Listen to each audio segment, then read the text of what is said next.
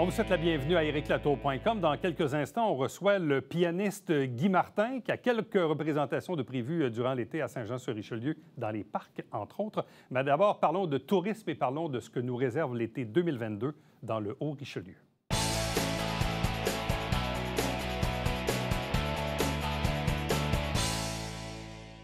Parlons du lancement de la saison touristique dans le Haut-Richelieu pour principalement, oui, l'été 2022 parce qu'on y est et qu'on prépare un peu nos activités en cours d'été. Et l'offre est, disons pour le moins, très diversifiée. En même temps aussi, on est post-pandémie, donc il y a une reprise aussi au niveau de l'événementiel. Bref, nos deux invités pour en parler, Isabelle Charlebois, qui est directrice générale de Tourisme au Richelieu. Bonjour. Bonjour, Éric. Accompagnée de Michel Labranche, qui est responsable de la gestion du développement touristique. Bonjour et bienvenue. Bonjour. Été 2022, est-ce qu'on dit enfin? On regarde en avant, on regarde plus en arrière. Donc... Elle va ressembler à quoi cette saison-là et en quoi elle va être différente des deux dernières qu'on a connues? Bien, les gens réservent déjà de plus loin. Là. On sent qu'on a le goût de voyager un peu plus loin. Donc, c'est pareil pour notre région. Les gens un peu partout au Québec reprennent. Les Américains aussi reviennent tranquillement. Les Ontariens également. Donc, on souhaite un tourisme plus présent. Là.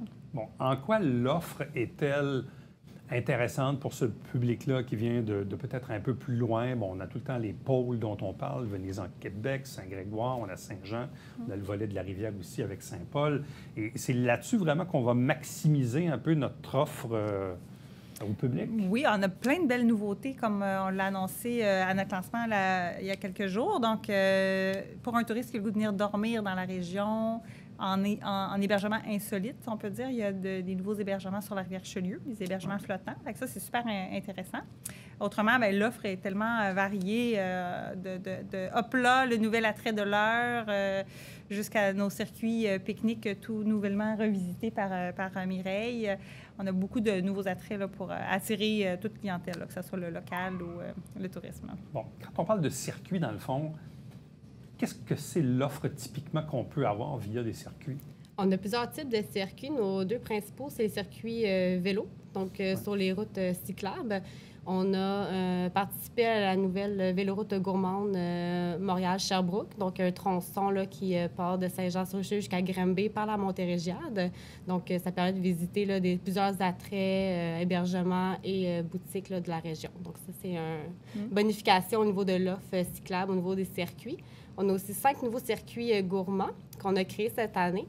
Donc, on a un qui se fait à pied dans le Vieux-Saint-Jean que vous pourrez découvrir. On en a 2 qui c'est vraiment des grandes excursions. Donc, on fait environ 70 km en auto pour faire une circuit gourmand, là, donc, et finir à un point de pique-nique. Donc, on voit autant de la culture que des entreprises agroalimentaires. Donc, c'est très varié cette année. Là. Donc, c'est des offres que les gens peuvent les retrouver sur, forcément, le site Internet, où on peut se renseigner parce que même encore hier, je regardais quelque chose, je disais « Ah oui, on a ça à Saint-Blaise, pourtant je ne savais pas, ça existe. » Parfois, il y a des trucs comme ça que les gens, c'est à côté, puis on ne sait même pas que ça existe. Oui. La meilleure façon, je vous dirais, c'est de suivre notre Facebook. Localement, on est très actifs. Toute nouveauté, toute promotion est mise sur notre Facebook. Fait que ça garde vraiment à l'affût sur quoi faire en fin de semaine. Mais le site Web il est vraiment complet, puis il va être relancé sous peu, la nouvelle version avec la nouvelle image. Puis il y a une carte interactive qui raconte vraiment... Tu sais, qu'il y a vraiment un portrait global de l'offre. Bon, quand on parle de nouveautés, il y en a une dont on a parlé ici même à l'émission il y a quelques jours, c'est Hopla à Saint-Grégoire, qui est un peu complémentaire à l'érablière Charbonneau, Arbrasca.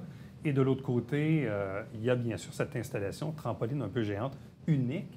Est-ce que ça a le potentiel de devenir une espèce d'élément très moteur pour le tourisme dans la région? Bien, on le sent déjà. Il y a beaucoup de réservations, des gens qui viennent pour l'expérience, mais pour étirer le séjour. On leur propose des micro-aventures, des idées de forfait qui sont en développement là, donc avec eux. Donc, l'idée, oui, c'est je pense que les gens vont venir de loin parce que c'est unique au Québec, là, cette expérience-là. Ouais. Mireille l'a essayé plusieurs fois. Elle pourrait vous en dire... vous dire un peu l'expérience. Oui, honnêtement, autant en tant qu'adulte qu'avec des jeunes enfants, on retombe en enfance. C'est vraiment intéressant. C'est un concept qui est super... Ça reconnecte avec la nature. Tu sais, on le dit souvent, on est en montagne, on est au Mont-Saint-Grégoire, mais on le ressent réellement. Puis, c'est vraiment pour tout âge, honnêtement. Il n'y a pas de limite ce qu'on peut faire dans ces trampolines-là. On peut autant se reposer que sauter, que discuter, avoir des échanges. Donc, c'est vraiment diversifié, puis c'est vraiment intéressant. C'est vraiment, en tout cas, j'ai trouvé ça unique. En même temps, M. Couture qui nous en parlait, nous parlait, c'était quoi? 100 $ pour une famille, 2 adultes, 2 enfants, pour 2 heures au moins, là, où on peut s'amuser là-dedans. Puis en même temps, on est dans une région où, bon, on le sait, à l'automne, on y va pour les pommes, au printemps, on y va pour les sucres. Mais dans le fond, à Saint-Grégoire, c'est 12 mois par année. Puis ça va être opérable 12 mois par année aussi, là. Oui, donc l'offre hivernale au Mont-Saint-Grégoire se développe de plus en plus. Donc, Arbraska, depuis déjà 2 ans, était ouvert à l'année. Le CIM aussi, qui continue d'être ouvert 12 mois par Avec année. Plus les érablières aussi, les pommes. Donc, c'est un beau, on va dire, mot pôle encore, parce qu'il y a quand même Sainte-Brigitte qui n'est pas tellement loin, mais ça nous permet d'avoir des activités là, tout au long de l'année. Là. Mais le pôle Saint-Grégoire, en tout cas, avec ça, avec Hopla, là, qui devient un peu comme compléter l'offre, ça devient intéressant. Parlant de pôle, parlons du pôle Venise en Québec, qu'Isabelle connaît bien. Il y a des nouveautés là aussi. Des belles nouveautés. En fin de semaine, j'assistais au vernissage de la nouvelle exposition à la Galerie d'art de Venise en Québec. On a également l'Auberge du Lac-Champlain qui avait pris feu il y a quelques années, qui a été reprise par un couple jeune dynamique là, qui va s'appeler Le Rosé. Une gamme hôtelière un peu particulière, je vous dirais, plus chic, une expérience vraiment, je pense, qui va valoir la peine pour les gens de se déplacer d'assez loin. Puis il y a l'ancienne eau vive qui est devant, qui a été transformée en la Tropézienne, donc un bar à tapas, de ce que j'en comprends. Donc on a une nouvelle offre de restauration. Oui, tout à fait. Sans compter évidemment l'hôtel, le spa, le golf, évidemment, qui sont toujours là. Exactement. Mais bref, l'offre touristique aussi à Venise en Québec, il y a même des sentiers. C'est une offre également qui s'est beaucoup diversifiée, là, rapidement même. C'est la région vraiment parfaite pour décrocher, pour faire de la villégiature, que ce soit pour les citoyens ou pour les visiteurs. Là, mais entre plage, paddleboard, sentier de la nature, spa, golf, il y a vraiment de tout. Là. Bon, il y a les 2 autres pôles dont on parle ici, celui de Saint-Jean et celui de Saint-Paul-l'Île-aux-Noix, capitale du tourisme. Qu'est-ce qu'on a du côté de Saint-Paul? Bien, en fait, le pôle La Rivière-Richelieu, qu'on l'appelle maintenant, dans le fond, qui est un peu à l'eau Richelieu, qui a pris si on pourrait dire, les opérations de la rivière avec les bateaux électriques, les vélos électriques. Donc, il y aura, dès la semaine prochaine, là, 6 bateaux électriques. Il y en a 4 autres qui arrivent un peu plus tard et 24 vélos électriques qui nous permettent d'aller visiter un peu les municipalités riveraines. Il y a l'expérience d'éco-surf, le surf électrique. On a du paddleboard, du kayak, mais il y a aussi la possibilité de dormir. Là, bon, mais ça, revenons là-dessus parce que ça avait commencé un peu, mais là, c'est en train de s'installer sur une base quasi permanente. Évidemment, pas l'hiver, on s'entend. Mais l'offre d'hébergement sur l'eau, elle ressemble à quoi pour cette année? Oui, bien, je peux laisser Mireille peut-être nous parler à l'auberge. Oui, donc on a à l'auberge, à Noyant, excusez-moi, je me suis pas à la colle, excusez-moi, je mélange, je suis française. Donc, à la colle, à Saint-Paul-de-l'Île-aux-Noix. On a également Flotel qui vient s'installer à Saint-Blaise cette année aussi, puis à Saint-Paul aussi de l'Île-aux-Noix, mais à endroits différentes. On a aussi le domaine Pourquis à Sabrevoix, qui a également encore des hébergements là, flottants. Donc, de plus en plus, ça prend une tendance, c'est une tangente. Les gens apprécient énormément parce qu'ils peuvent aussi vivre la nature, les attraits qui sont toutes à proximité. Là, donc, on sent que ça s'est développé, bon, entre autres, on le sait, dans le bout de Valleyfield, le lac Saint-François. Mais bon, nous aussi, on a une rivière et visiblement, il y en a qui ont eu cette idée d'offrir de l'hébergement flottant. Ça semble être très, très, très trendy, très tendance en ce moment d'aller dormir sur l'eau. Ça va être en fait, il y a même un hamac, là. On peut s'installer dans l'hamac pour se reposer. On a l'impression d'être carrément sur l'eau. En tout cas, j'ai vu les 3 sites, c'est magnifique. 3 sites complètement différents. Il y en a qui sont plus familiales au domaine de Pourquis, d'autres qui sont plus peut-être un peu pour les couples chez Flotel. Flotel est déjà installé à Valleyfield, comme tu le dis, Éric. Et puis, ça va nous faire une 20aine d'unités d'hébergement flottantes sur la rivière Richelieu. C'est pas rien. Ça va bonifier l'expérience. En termes d'activités et d'événements, et on le sait, dans le pôle de Saint-Jean-sur-Richelieu, il y en a beaucoup en cours d'été. Bon, tu sais, oui, ça commence, Fête nationale, Fête du Canada, toute la programmation de l'été chaud ici dans le Vieux-Saint-Jean, la boum de l'été, le Festival des Montgolfières au mois d'août, puis là, j'en passe et j'en passe. Donc, beaucoup d'offres aussi. Et ça aussi, ça vient un peu galvaniser, je présume, les offres de circuits ou d'hébergement ou de gens qui peuvent venir de l'extérieur, là. On est vraiment dans le mode de valoriser la rivière Richelieu, son patrimoine naturel, aussi toutes les activités autour de la rivière Richelieu. On veut relancer la fameuse route du Richelieu. Donc, dans cette optique-là, il y a un calendrier culturel aussi qui est développé là, par Mireille et son équipe là, pour nous mettre en valeur toutes les activités qu'il y aura le long de la rivière. C'est majoritairement à Saint-Jean, là, dans le Vieux-Saint-Jean cette année, et Trinity aussi du côté d'Iberville. Mais Outre le côté culturel de la rivière, il y a tous les grands événements qui reprennent, là, naturellement, les Montgolfières, la boum de l'été, donc tous les événements municipaux aussi. Donc, on sent vraiment une belle reprise. Là. Puis, pour répondre à ta question, donc définitivement, les hôtels de la ville de Saint-Jean-sur-Richelieu sont complets cet été. Donc, quand on parle que les grands événements reviennent, ça vient galvaniser un peu la ville au niveau de l'hébergement. Donc, aussi au niveau de la tendance qui est flottant, c'est nouveau. Donc, ça vient aussi faire un complément aux grands hébergements qui sont complets ou majoritairement complets là, déjà pour cet été, depuis quand même quelques mois, qui sont déjà tous réservés. Et on parle d'une tendance, mais j'irais même rajouter qu'on est plus au niveau du développement durable. Donc, les hébergements flottants, on va chercher le durable, l'écologique. On est vraiment cette tendance-là qui, je pense, ça va se poursuivre pendant plusieurs années. Bon, puis on en parlait en début d'entrevue, mais l'offre vélo aussi revient. Tu sais, le vélo, il y a 20-30 ans, on faisait des campagnes de promotion qui étaient axées sur le développement du réseau. Bien, tu sais, le réseau, c'est pas mal développé, puis c'est pas mal attaché avec les régions alentours. Et il y a une clientèle là, surtout avec les vélos électriques aujourd'hui, où les gens peuvent faire des bonnes distances là, sans nécessairement être un athlète professionnel. Et ça aussi, là, il y a vraiment une tendance assez élevée pour le vélo. Oui, donc on parle des vélos électriques, c'est des commandes un peu comme les voitures électriques. Donc, c'est des commandes là qu'il faut s'y prendre quand même plusieurs semaines et même mois d'avance parce que les magasins principaux qu'on a à Saint-Jean débordent de bons commandes, mais c'est bien pour eux. Donc, mais c'est pour ça aussi, ça s'est tellement développé que là, on est rendu beaucoup plus en structuration. On essaie d'aller chercher des hébergements, des endroits qui sont des haltes vélos, des bienvenus cyclistes pour vraiment accommoder tous ces gens-là qui pratiquent ce sport. Bon, côté campagne de promotion, bon, évidemment, localement, ici, on en fait, mais on veut attirer du monde de l'extérieur aussi. Donc, comment on s'y prend pour rejoindre les gens? Oui, bien, on est dans toutes les grandes campagnes là, nationales avec Tourisme Montérégie, avec les associations touristiques là, nationales. Donc, c'est sûr qu'on fait de la promotion de nos micro-aventures, de nos forfaits. On a misé beaucoup là-dessus, là, je vous dirais, pour les prochaines, la dernière année, les prochaines années. C'est ce que les gens recherchent, du clé en main, des idées de séjours. Puis notre objectif, c'est d'étirer les séjours. Donc, on a aussi la carte touristique qui va être distribuée cette année à toutes les portes du Haut-Richelieu. C'est une première, je pense, depuis un certain nombre d'années. Là, on s'est dit que c'était pas mauvais pour les citoyens de connaître leur région et les municipalités voisines, comme on l'a dit au début. Donc, ça sera distribué dans 2 semaines. Et puis, bon, toute la campagne numérique, le site web, etc. C'est intéressant, je le dis souvent. Parfois, on peut avoir des trucs à côté de chez nous, puis on ne le sait même pas. Puis l'autre affaire, c'est que les gens prennent des vacances, mais ils n'ont pas toujours la capacité ou le budget d'aller très, très loin. Ou des fois, on travaille durant l'été, ou il y a des gardes partagées. Bref, parfois, on peut avoir des activités à proximité, en semaine ou en fin de semaine, qui ne coûtent pas tant cher puis qui ne sont pas tant loin et qui peuvent être profitables aux gens qui habitent le cœur même de la région. Là. Il s'agit juste, évidemment, de se renseigner. Je pense qu'on va vous engager comme représentant pour la région. Bel ambassadeur. Bien, merci beaucoup à vous deux et bonne saison touristique. Merci. Merci. Restez avec nous. On vous revient après ceci.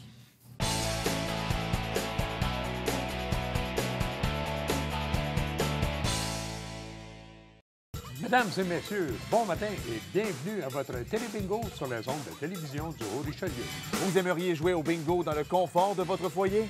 C'est possible. Tous les dimanches matins, 9h30, à la télévision du Haut-Richelieu, maintenant en haute définition au 609. Pour vous procurer les livrets du télé-bingo, c'est facile. Consultez la liste de nos 30 dépositaires au www.tvhr9.com. Salut, ici Alexandre Baudouin. Et François Trépanier. François, cette semaine à Sport Express, on s'envoie en l'air, mon ami. Absolument, avec Martin Onsworth qui participera au championnat canadien de Montgolfière ce week-end. Manquez pas ça.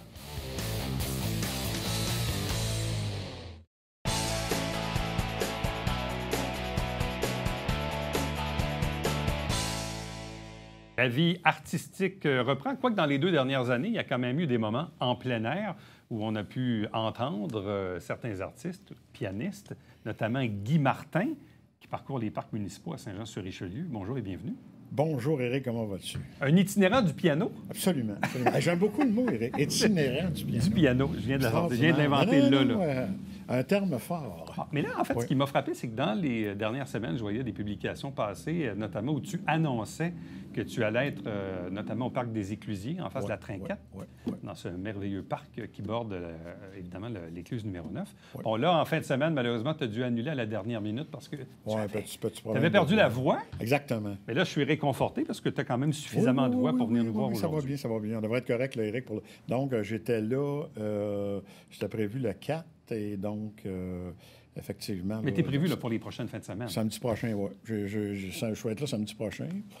Et je vais y être également l'autre samedi d'après, 2 samedis de fil. OK. Ouais. Donc, je suis là en fin de semaine, aucun problème. Qu'est-ce que c'est de jouer en plein air? En plein Dans air, un parc, Éric? en plus. Pas juste en plein air, mais là, c'est... Moi, Éric, je vais t'expliquer un peu, là. On va tomber dans le philosophique un peu, là.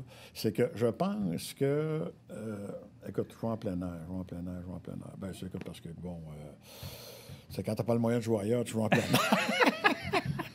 C'est pas compliqué. Et d'un... Mais cette relation avec le public, tu sais, on est en plein air, on est dans un parc, on n'est pas sur une scène, on est en parc. Puis là, les gens peuvent nous entourer. Mais c'est en plein ça. Puis j'aime ce que je veux dire, Eric, ce que j'aime, ce que tu viens de dire, c'est le mot public. OK?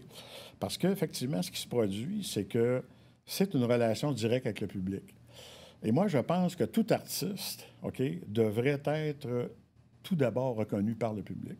C'est comme ça que ça devrait fonctionner. Bon, il y a des gens qui fonctionnent avec des subventions, qu'elles soient des chèques dans la boîte à mal, je n'aurais pas de problème avec ça. Mais moi, habituellement, lorsque je fais des spectacles, que ce soit chez Artaud ou en public, je remplis mes salles tout le temps. Parce que les gens me voient, les gens me reconnaissent, les gens semblent aimer ce que je fais.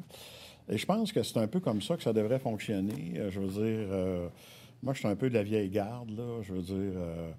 tu te faisais signer par une compagnie quand tu étais bon, là, comprends-tu? Pas parce que tu connais un vice-président ou whatever. Et je pense que c'est comme ça, Éric, que ça fonctionne, puis j'aime beaucoup cette formule-là. Je veux dire, bon, justement, le 8 mai dernier, j'ai fait une prestation dans le parc Honoré-Mercier. À Iberville? À Iberville. Et là, j'arrive là, Éric, moi, je m'attendais qu'il allait avoir, tu sais, 2-3 tables, là. J'arrive là, c'était plein. Les 2 bars. Il y a du monde qui ont voulu venir, ils n'ont pas pu, il n'y a plus de place à s'asseoir. Puis, je veux dire, c'est spécial. Puis là, les gens viennent me voir, ils embarquent sur mon Facebook, etc. Là, je reçois tout le temps un paquet de demandes Facebook après ça. Les gens, bon, où est-ce que tu vas jouer, tout ça. Là, vois-tu, quand j'ai dû canceller pour samedi dernier au parc des Éclusiers, bon, il y a beaucoup de monde qui était déçu, tout ça. Puis ils ont dit, OK, on va être là. Écoute, on n'a pas pu être là le 4, mais on va être là le 11, on va être là samedi prochain. Alors... Mais c'est un peu ce que tu as fait dans les 2 dernières années, parce que là, avec la COVID, évidemment, il y a eu moins d'opportunités de chanter en salle. Mais tu as quand même tenu à maintenir cette formule-là de jouer de façon un peu inopinée dans les parcs. Bon, la Ville avait d'ailleurs installé aussi un piano là, à la place publique à une certaine époque. Place publique, oui. Je ne sais pas quelle date qu'ils vont l'installer, quoique je pense... Mais il l'avait fait dans les dernières années. Il était là. J'ai commencé, ouais. Éric, d'ailleurs, les gatherings les plus importants ont eu lieu l'an premier. Puis ça a été quand même une nouveauté. Mais c'est ça, les spectacles n'étaient pas tant prévus. Tu t'installais là, tu commençais à jouer. Puis là, les gens s'attroupaient. C'est ça. Oui, c'est ça la beauté du spectacle de rue. Oui, du spectacle de rue, Éric, effectivement. Et moi, je crois beaucoup à ça. Parce que je pense qu'il faut... écoute, c'est une mise à nu, là. T'as pas de... Ce que tu as à offrir, c'est toi-même. Puis je veux dire, bon, écoute, les gens sont libres d'aimer ça ou de ne pas aimer ça. Mais je pense que... Moi, je crois beaucoup à ça, Éric. Je pense qu'il faut que ça passe. Je pense qu'il faut que la reconnaissance passe par le public. Ouais. Une fois que le public est avec toi, je veux dire, comme je te dis, je fais des spectacles, je remplis mes salles. Ça, je trouve ça intéressant. Ça, Éric, c'est un volet. L'autre volet, mais là, moi, il va commencer à poser des questions. Mais moi, là, dans le cas du Parc des Éclusiers, est-ce que c'est toi qui informe la Ville? Dis, hey, en passant, je vais être là, ou ce sont eux qui t'appellent? Ou... Excellent point. Parc des Éclusiers, normalement, tu n'as pas le droit de jouer là. OK? Moi, j'ai demandé à la Ville une permission spéciale pour jouer là. OK? On m'a remis un permis officiel. Ah oui. Bon, oui. On m'a remis un permis officiel pour jouer. J'avais déjà fait une demande de permis dans le passé. En tout cas, OK. Donc là, tu as un permis. Là, j'ai un permis pour jouer là. OK. Oui, mais avec des dates spécifiques. Faut que tu donnes tes dates, etc., tout ça. Ils m'ont remis un permis. C'est qu'en réalité, j'ai un permis pour jouer, c'était le 4, 11 et 18 juin. OK. Et là, je vais avoir 3 dates en septembre aussi. Oui, c'est ça. Et ça, c'est mis à part les prestations que je vais faire à un été chaud. Parce que je fais partie du festival d'un été chaud aussi. Donc, je n'ai pas le droit de révéler les dates qui vont être révélées le 12 juin prochain. Mais je connais très bien ces dates, Éric. Regarde mes mains. C'est un excellent scoop parce qu'à notre production de demain, on reçoit la directrice de la Société de développement qui va nous dévoiler la programmation. Mon Dieu, oui. Très gentil que tu nous offres un scoop. Alors, Guy Martin aussi se rend en spectacle à la place publique avec... à la place publique? Ou Non, aller- c'est aux ça, c'est éculiers, pas pareil, encore ouais? défini. OK, c'est pas défini. Mais dans le cadre de l'été Écoute, chaud. Éric, Ouais. pour ce qui est d'un été chaud, je fais 2 dates. Je fais 2 dates en... Ils m'ont offert, très gentiment, 2 shows en août et 2 shows en juillet. C'est ça. C'est 2 dates spécifiques. Là, ça va être dans la programmation. Mais tu joues aussi du côté du centre funéraire. Beaucoup. Oui, aussi. Et ça aussi, ça occupe ton temps quand même Ça, pas ça mal. occupe mon temps. Puis, je dirais, Éric, que salon funéraire, c'est assez spécial parce qu'on s'entend-tu... je ne sais pas si les gens sont déjà allés au complexe. Le complexe, la façon que ça fonctionne, moi, je suis installé au 2e étage. Il y a un immense bar fenestré, OK, que tu as une vue sur le Richelieu, tout ça. C'est que écoute, ça a pas l'air d'un salon funéraire. Là. Les gens viennent là, il y a un bar, etc. Et ça, c'est une expérience qui m'a vraiment fait évoluer. Écoute, quand tu chantes pour des gens dans le deuil, c'est sûr que c'est des pièces choisies. Là, le répertoire un peu Gilbert Bécaud, Charles Aznavour, Charles de Bois-Dubois. Mais je veux dire, il y a beaucoup de pièces. Étonnant de voir le nombre de pièces qui peuvent être interprétées pour rejoindre des gens qui sont dans le deuil. Parce que les gens dans le deuil, Éric, là, je veux dire, c'est sûr, condoléances, ça c'est bon. Mais je veux dire, les gens ont besoin d'entendre et de se remémorer des choses qui leur ont fait du bien.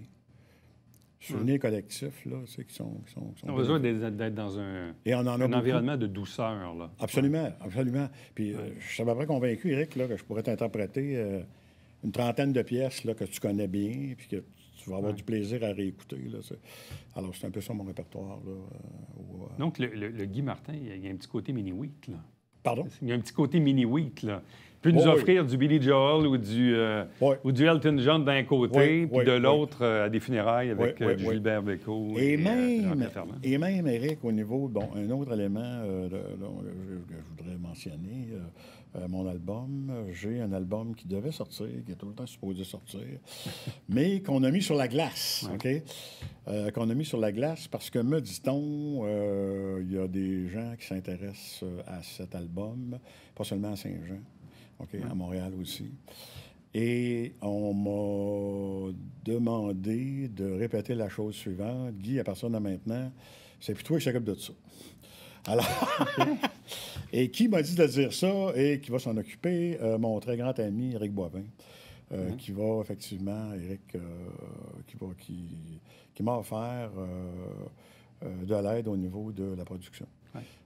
Alors, Éric, il m'a fait... Mais je sais qu'Éric est extrêmement occupé actuellement au niveau du Festival de Montgolfière. Du Festival de Montgolfière. Dont il est le directeur. Mais ça, c'est une belle rencontre, c'est Éric Boivin dans ta vie. Là. Pardon? Éric Oui, Boivin, Éric. Éric, écoute, Éric a écouté mon album et Éric semble avoir vu là un potentiel, là, je veux dire, exploitable. Pas seulement au niveau de la région, mais en tout cas... C'est exportable. Exportable aussi, c'est ça, tout à fait. Mais tu sais, souvent, moi, quand on parle de ce que j'appelle les pianomanes, dans les premières fois où j'avais fait des croisières, sur des gros bateaux de croisière, c'est toujours intéressant parce qu'il y a toujours une espèce de petit cabaret pianoman, où justement, là, on joue du Elton John et du Billy Joel et autre chose. Mais le public s'assoit sur le pourtour du piano. Et c'est ça que je trouve intéressant, un peu comme le piano de rue, où les gens viennent entourer l'artiste. Donc, on n'est pas assis à regarder un artiste sur une scène. On est avec lui, assis presque le drink sur le piano. C'est ça le... Et il y a, Éric, au niveau du meuble comme tel, le piano, il y a une chaleur à ce niveau-là. C'est un peu difficile à cerner, là. Qu'est-ce qui produit cette chaleur-là au niveau pianoman? C'est sûr qu'un type qui fait du piano-voix, moi, bon, je veux dire quoi, j'ai mes vrais pianos à queue aussi, mais j'ai des pianos à Charles aussi, là. Mais ça crée une chaleur, un piano. Là, mais quand tu joues en plein air, tu joues avec quel type d'appareil? L'appareil qui est là, qui est protégé? Non. Est-ce que c'est accordé? En plein air, Éric, j'ai mon nouveau système, le Roland Street X, OK? qui est un nouveau système de Roland, OK? Qui est un amplificateur, dont je me sers d'ailleurs, dont je me sers au complexe du Richelieu, qui est un amplificateur qui n'est pas seulement un amplificateur de voix, mais il y a plusieurs canaux dans cet amplificateur-là. Tu peux amplifier en même temps un piano et la voix, et tout ça avec une qualité sonore intéressante. Alors, c'est ce que j'utilisais, Éric, à l'Oasis. Mais c'est quoi? C'est un piano portatif que tu viens... Non. C'est que lorsqu'il y a un piano mettons que tu arrives dans un parc, Éric, puis Ouais. le piano est là, OK? Tu as un piano public. Bon, avec mon système, OK, je suis capable d'installer un micro dans ce OK, je piano-là comprends. OK. et un micro pour ma voix, les deux éléments connectés dans cet amplificateur-là qui donnent un son global intéressant. OK. C'est ce que j'avais à Et le l'Oasis. piano est correct? Il est accordé? C'est correct? Les pianos sont relativement pas pire accordés. Moi, ce que j'ai demandé à la Ville, c'est que quand j'aurai à jouer sur des pianos publics, j'ai demandé de faire des accordements au préalable. Avant, ouais. On m'a expliqué que ça serait fait, là. OK. Ouais. Donc, un bel été à venir Oui, avec le Parc des Éclusiers, avec un été chaud. oui, Tu continues au complexe funéraire. Projet d'album. oui. La vie est bonne? La vie est Ah, il n'est remplie? pas super, Éric. Ouais. Intéressant. Écoute, Éric, je me suis levé de mon lit il y a 3 ans. OK? Ce que je conseille à tout le monde, d'ailleurs, vous levez m'amener. Non, mais non, mais je me suis levé et j'ai dit, bon, ce matin, je vais essayer de faire ce que je suis posé être venu sur la terre. Là, tu sais. Mais faire ça avec un peu d'honnêteté. Tu sais. Ouais. Vraiment attendre des événements plutôt qu'essayer de calculer les choses.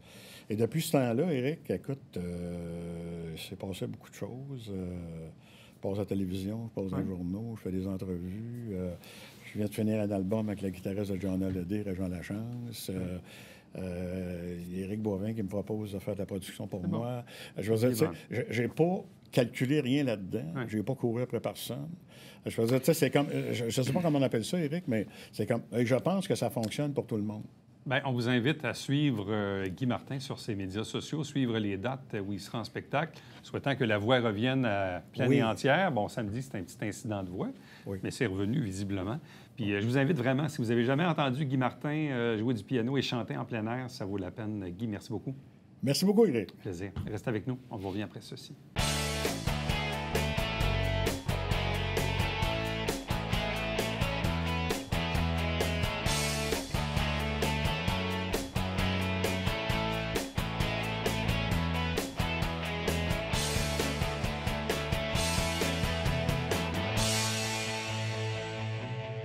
Petit rappel amical, puisque c'est le 3e versement des taxes municipales qui est dû à Saint-Jean-sur-Richelieu pour le 16 juin prochain. Si vous désirez bien sûr obtenir des renseignements, vous pouvez aller directement sur le site de la Ville, sjsr.ca/taxes. À demain.